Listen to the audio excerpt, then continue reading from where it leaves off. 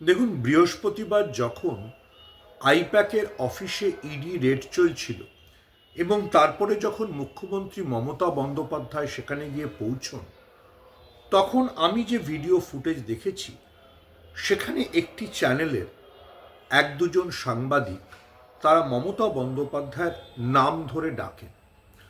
আমার কাছে বিষয়টা খুব দৃষ্টিকটু লেগেছে। আমি বিশ্বাস করি, আমি যে সাংবাদিকতায় বিশ্বাস করি, সেই সাংবাদিকতায় যদি কোনো রাজনীতিক আমার দর্শনের বিরোধীও হন, তাকে নাম ধরে ডাকা বা তাকে অসম্মান করাটা কোনো ধরনের ভালো লক্ষণ হতে পারে না। আমি প্রথমেই বলে রাখি, এই যে চ্যানেলটি এই কাজটি করেছে, আমি তাদের রাজনৈতিক দর্শনের বিরোধী এবং আমি বিশ্বাস করি যে তারা আসলে কোনো ধরনের সাংবাদিকতাই করে না। এবং এই চ্যানেলের বা এ ধরনের আরও কিছু চ্যানেল আছে, দুর্ভাগ্যক্রমে যারা আজকের ভারতবর্ষে সক্রিয়, তারা আসলে এক ধরনের ভায়োলেন্সে বিশ্বাস করে। এদের জন্যেই এই মব ভায়োলেন্স ভারতবর্ষে বাড়ছে। এরা কারোর প্রতি আক্রমণ করতে বা আক্রমণাত্মক হতে জনতাকে উৎসাহিত করে।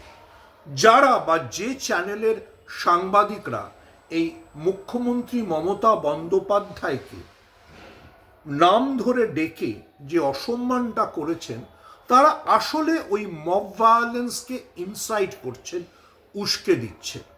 এর বিপদটা কি হতে পারে সেটা আমরা ঘরের পাশের বাংলাদেশে দেখেছি। সেখানেও এই মব ভায়োলেন্সকে যে সাংবাদিকরা ইনসাইট করেছেন, উস্কিয়েছেন, শেষ পর্যন্ত তাদের দফতরই হামলা হয়েছে। সাংবাদিক হিসেবে আমার যতটুকু সীমিত অভিজ্ঞতা, তাতে আমি এটা বলতে পারি, এটা কোনো ধরনের সংস্কৃতি নয়।